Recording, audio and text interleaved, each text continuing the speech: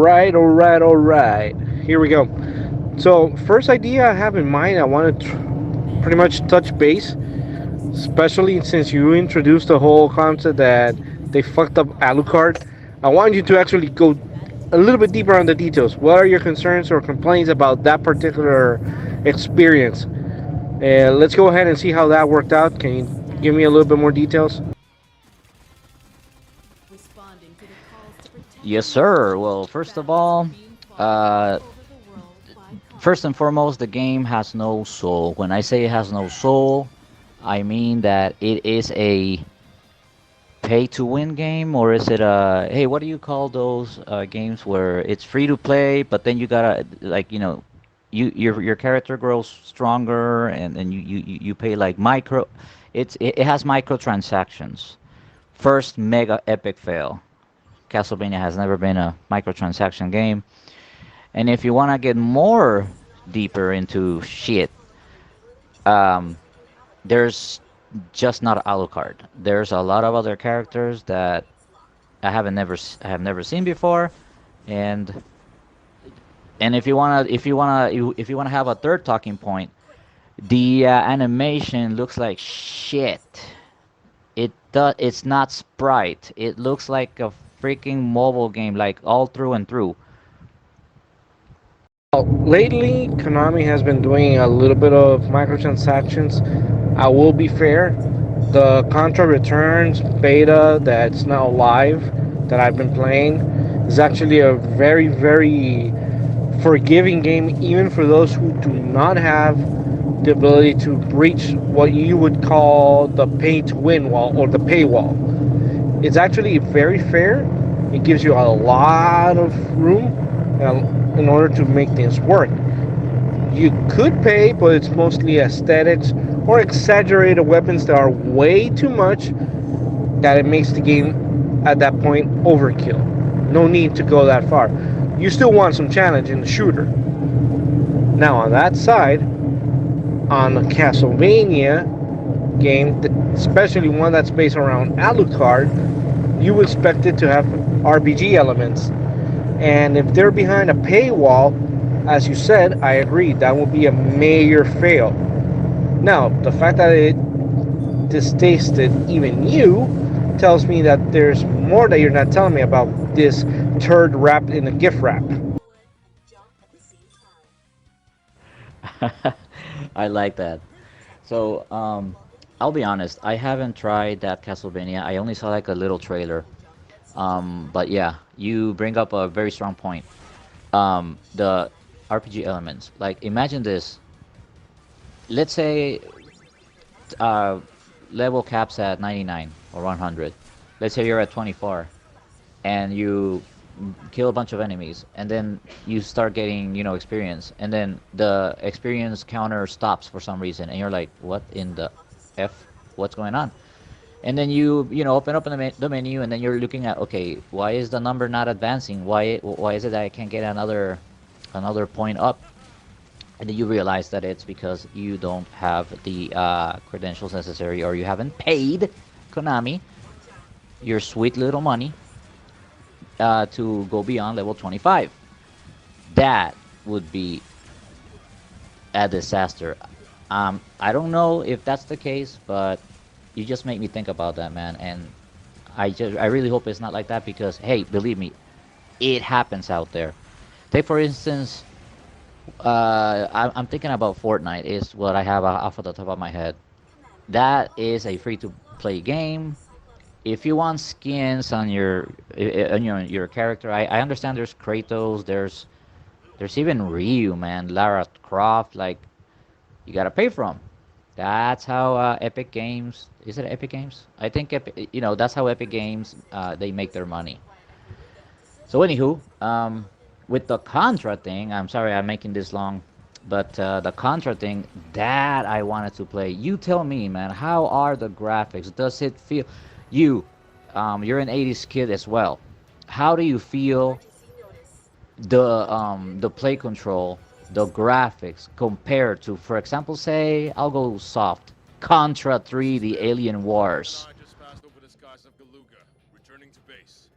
Well, actually, it's 2.5D animation. It's fairly good. They have vocal, how would you say, audio for the characters for the in-game story. It's a sequel-oriented story, so the narrative follows the original games. You do get Bill Ricer and Lance Bean, but you also have a series of other Contra game heroes that have shown up in the lore. You get also, graphic wise, something akin to, how would I say, it is a little bit below the. Well, actually, no, it's a little bit more defined than Alien Wars for Super Nintendo, but it does have its minor things that make you still see it's a bit of a arcadey look, but it feels good. But the thing is, you see animations for reloading, you see weapon swaps on the game, you get a little bit of a challenge that doesn't require you to breach the paywall. The paywall is to give you OP status, but in order to play the game, you don't really need it. I'm already on level 40, and I'm unlocking almost everything already by now, and I haven't paid a single cent into the game. You don't have to be fully honest, and you still get a rich experience, especially for someone who played the originals, who understands the classic style of the game. The controls are fairly good, and if anything, I haven't tweaked the settings because the defaults are actually really really good.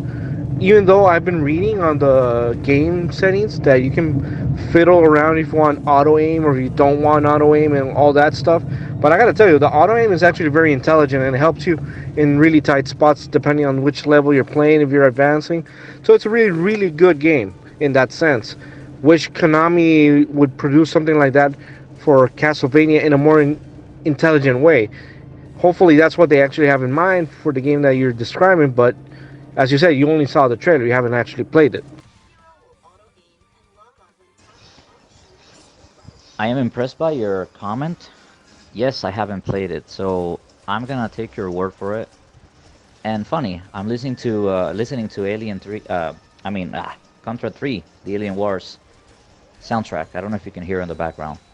So you say the gameplay is similar. It and the rich experience. I remember you saying it's and it follows the lore of the story. All right, I'll give you that. And you say that you don't have to like pay to advance in the game or to beat it or to get good. Okay, that I'll give you that. That's cool.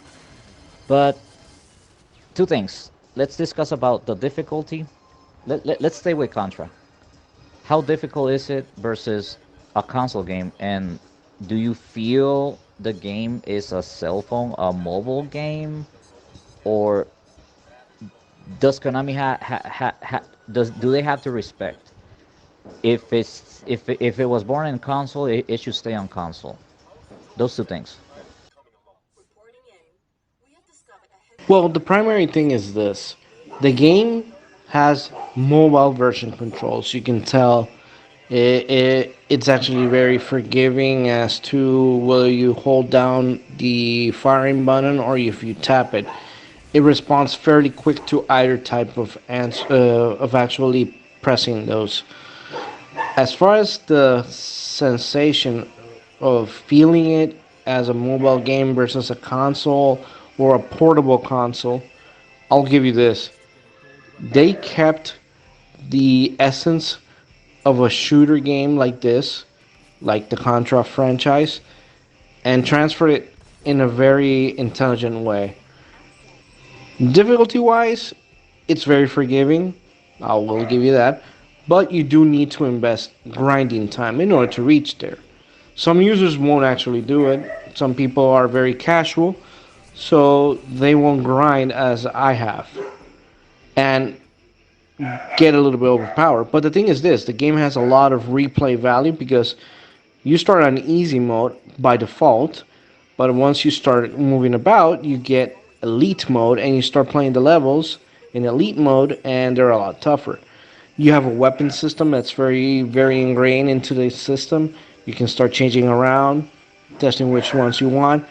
There are certain areas and features and gameplay modes that are more demanding, that they restrict you, that they put some handicaps. So there is challenge. But the storyline is very forgiving because it wants to bring in new users. But at the same time, it's difficult enough that you have a lot of things going in favor of old school players. The game is actually based on a life bar that you actually start losing HP as you hit, but there's very specific areas in the game that allow you to choose to play missions in a very special format, which is the one shot, one kill mode, or one life mode, as Konami calls it, which is the most closest, the most emulating of the original Contra. That one shot is enough to kill the character and you respawn. So you have enough to entice and satisfy the curiosity of all types of players, both old and new. The game, I would rank it in playability from the original port to this at a 7.5 out of 10. Is there room for improvement? Yes. However, I respect the fact that Konami is not pushing uh, the paywall on this game as any other company would for mobile gaming because they're trying to make sure that this is enticing enough and it's fair enough that if you do put in the hard work, you get far and you are rewarded versus someone who just gets an aesthetic weapon. Because they're just that. They're aesthetic weapons which have an insane amount of power, but for the purpose of the story, with a small effort, you can grind and you can get through a difficult level. Wow, D. You sure know how to elaborate there, buddy. Everything that you said, it's yeah, man. I agree. I agree. The way you explained how they did a fine port, the feeling of the controls, from console to mobile, they did a fine job from what I hear. Difficulty, they're doing a fine job from what I'm here from what I hear. Um, when it comes to the RPG elements in a Contra, huh? Okay, I guess I can accept that. And one of the particular things I remember is you saying one of the things I won't agree with. Well, first of all, I want to tell you what I agree with. The mission system is cool. Now you see how having achievements makes the game more enjoyable, replayable. The fact that it gets harder every time makes you come back, man. And just once you overcome the it's raining now. Shit. Anyway, once you overcome one difficulty, you're up for the next one, right? And then so on and so forth. So yeah, man, it's a pretty interesting way to play a game. Um, Before I forget my train of thought here. Yeah, that way I mean, let's say you spend $60 on a AAA game. Hey, a Contra game is like at best like a 5 hour, 6 hour game, and you can if you're a good player, you can beat the game in one sitting. So what's next? Fork over another $60 for another game? Like, damn, man. They don't grow. Money doesn't grow on trees. But anyway, besides the point. That's besides the point. Yeah, it's cool that it has missions, but it's not cool that it has a life bar. When has Bill Reiser had a life bar? Just if I can send you if we can put a picture on the screen of a poster of Bill Reiser, his very happy face. Ask him, hey Bill, do you want a live bar? And then place picture now. Like, no, dude. One hit kill has always been the motto for Contra. Although, let me just say this, I kind of like the idea. Like, hey, you got energy that entices new players, like you said. Like, they're playing it smart. I'll give you that. And yeah, hey, all in all, it sounds like a game that I would like to play. and I would like to install it. Damn, I tried installing it, but I had to install something else, and I'm like, I gave up, man. But all in all your points are on point. They're fair. I agree, and yeah, I and the very last thing I'll say is, since it's lore, I'll just have to play the damn game because I follow the Contra saga, you know, ever since it came out. So if it's a chronological game or if it's a canonical game, then guess what? I'll be playing it. Dale. Peace out. Just a couple thoughts on the situation that you just described at the very end. The replay value has to do with game modes. It has missions. It has elements to build your character, your weapons, your heroes that you get. You build a lot of things in that sense. Now, going back to the element of RPG and the life bar, don't think that the actual life bar takes away from the experience because the game is very, very action oriented still. It feels like you're a bit of a hero in a sense, that you're playing a hero per se. That's why they call them that in the game. But you do get punished if you actually overlook the fact that you have a life bar. So you get adapted quickly to the fact that you have a life bar, and you get adapted quickly to the fact that you try to protect that life bar. So it is challenging, but at the same time, it's forgiving because, as you said, one hit, one shot mode always been the bread and butter for Konami. Nonetheless, it's a very, very different experience on the mobile phone because it was designed that way. But I will give them credit for designing it in a smart approach because they made sure that elements of mobile gaming that would normally creep in, like loot boxes and whatnot, are not behind a full graded paywall. They're just part of in-game mission requirements. You have multiple in-game currencies, and you don't really need to fork any money to get behind any of these walls for the most part. They're mostly just to go overboard for aesthetics because even the weapons that are like on the highest grades, like the triple S weapons that you can get in the game, yeah, they're a bit behind a paywall, but you don't really need those in order to get through with the game. You just do a little grinding and you get through. I had like 3 or 4 times where I got stuck, just kept playing, replaying old missions, and eventually I got past them because I raised enough resources to improve weapons, improve my power level. So it's not limiting in that sense. It gives you incentive to keep playing, keep collecting weapons, keep building your character. You can actually build more than one hero. Actually, the roster is around 16 characters based on the last check I did, and it's a fairly entertaining game. All right, D. Uh, Sounds awesome, dude. I hear only praises for the game. I would love to play it. I wonder what the other guys think about being a mobile game experience. Like, I mean, it'll be cool to have their input. I'm convinced. I want to play it. Sounds cool. Um, yeah, I mean, I just wished that all other games would, follow the same structure. It seems that this game they made it with a heart and with a soul. That's how it sounds. So I really want to play it. I want to try it. And I'm just thinking not to change the game, but maybe Breath of Fire 6 would have been like that. Please. It's too late. They already effed it up. And then some other game around there that I can't remember that they made mobile as well. I'll leave it at that, man. It's cool. Nice input there. Nice experience. So what will we be recommending to our viewers here? Should they download the game? Should they try it? Should they not try it?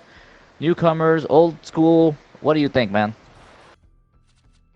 Well, the thoughts for newcomers would be if you never played a Contra at all, this would be a bit of a different experience from the real deal until you actually unlock the different modes that give you that experience, like the one life mode that comes up around level 20 or something. But it gives you the general gist on how you would need to hone your skills to get to that point. So when you do play that attempt mission type, you would actually do a little bit better. It is extremely hard because you're getting into a bullet hell type of level.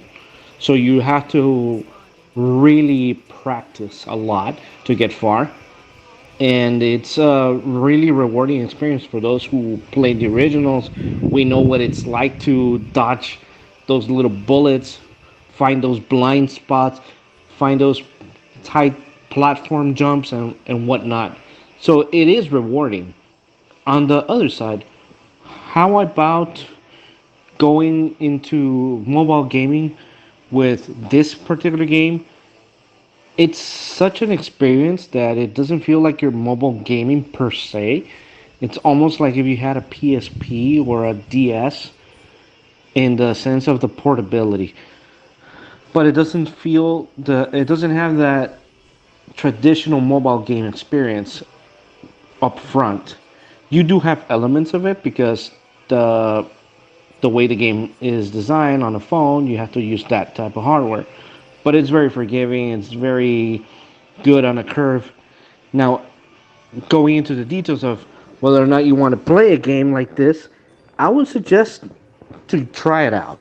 I know it's not everyone's bread and butter, even if for those who have played games like this before or have played the Contra games, but I still think it's a good game, has good lore, and finding the continuity respected and the elements of the game actually, once you first meet certain elements of the bosses, you're quoted where they came from. And that actually makes it a very interesting historical game in that sense because it respects the existing lore and existing games. Yo, D. So answer me this: you're saying controls feel tight and nice, but isn't playing on mobile like tapping the screen? Like, how can you get used to that, man? I know that there are some like accessories out there where you actually put your phone on top of an actual controller and then you game, but what's the purpose, man? You said like it's like a PSP. A PSP has directional buttons and buttons, real buttons, not a screen, man. How does it feel playing on a screen? Tell us. Because if something is gonna make us quit, us console gamers, is in fact the screen tapping. The controls on this particular game they are mobile based, but the sensory input is very precise, and you do have features like auto aim that allow you to handle things when the weapon runs out of ammo. It automatically goes into reload animation, so it is very easy paced for new users. Now the sensitivity itself, it's not exactly a full-time tapping experience. You could play it tapping, you can just press and hold, and it's actually very accurate. It's very reasonable in how it responds to your movement. It gives you a really good experience in that sense. So it is really good controls for a mobile game, especially one of this nature. Yo, D. So I'm actually I'm talking with my brother here and about the actual topic at hand. So two things, man. You run out of ammo. You run out of ammo in a Contra game. That is a big no-no, man.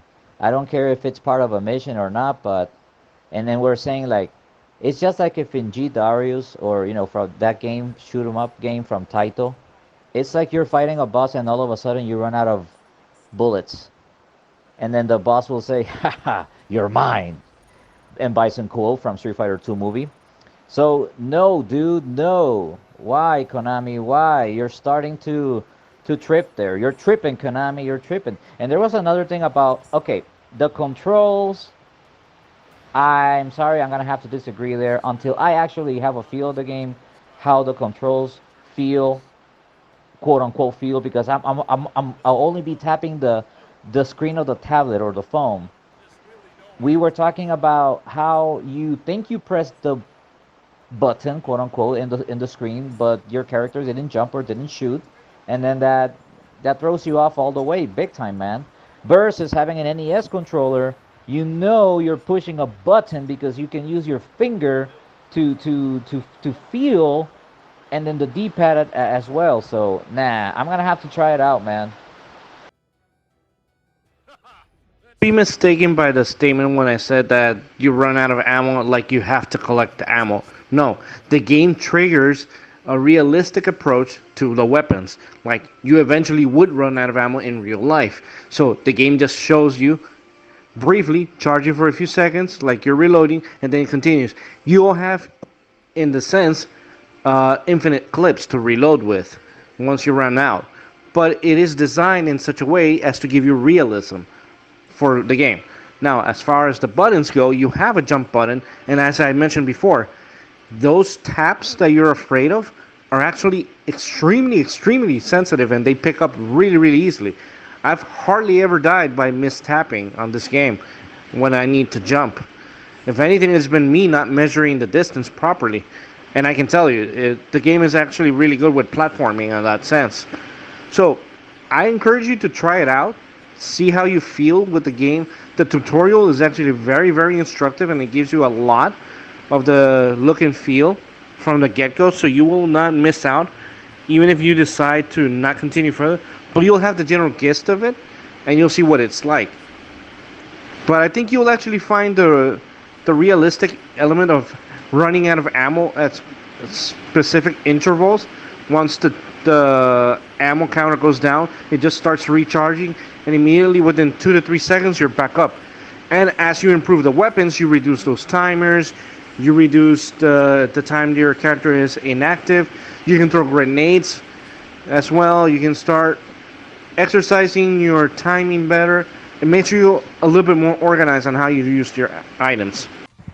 Okay, D. I think it's fair then that we go with that 7.5 out of 10 then score that you gave it back there so that our listeners and viewers can, have an idea what they're going up against, and then so that they can feel that they're safe, their wallets are safe with this game, for them to not look away, to try it out. The game is not pushing the microtransactions down your throat, or like Metal Gear Survive.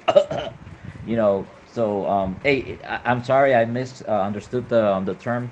So you do run out of ammo, but you need to like reload, giving it a realistic experience feel. That is cool, man. That is cool. And yeah. So to wrap it up, so any final thoughts? Are we gonna recommend this thing or not? Okay, the final thoughts on this would be this game is designed to make old school Contra players feel counted on, remembered, and to give them something to wait, maybe perhaps for something new that might be coming down the pipeline. Konami might be testing the waters with this game, but they made sure that this little sampling experience, if you would like to call it that way, is not just a small investment. They're making it, as you earlier mentioned, with some heart and soul into it. They do have microtransactions should you want to go for OP status, just bragging rights, at my personal opinion, if you want to go that route. The game is fairly good to give you what you need in order to get passed through, and it rewards you for doing so. So it is a recommendation for old schoolers. Now, looking at newcomers to the genre, not only the game of Contra series, I would say it's still a good recommendation if they happen to like uh, involving stories, because this one has a really good voice acting. It has really good cutscenes from now and then. They're in-game animations. They're not cutscenes like you would on AAA games on an actual console, but they're within the realm of the actual rendering of the experience of the game. So you get something decent. You have that level of immersion that for a mobile game, they really put their effort into it. So, recommended, yes. Do I recommend it for hardcore fans? I still do. And I think we can wrap it up by saying that the influence of games like this should be mirrored by other companies and other genres, making the paywall for microtransactions something that it's a nice to have and not a must have. And I think Konami did the right thing here in this case, making it nice to have but not a must have in order to progress through the game.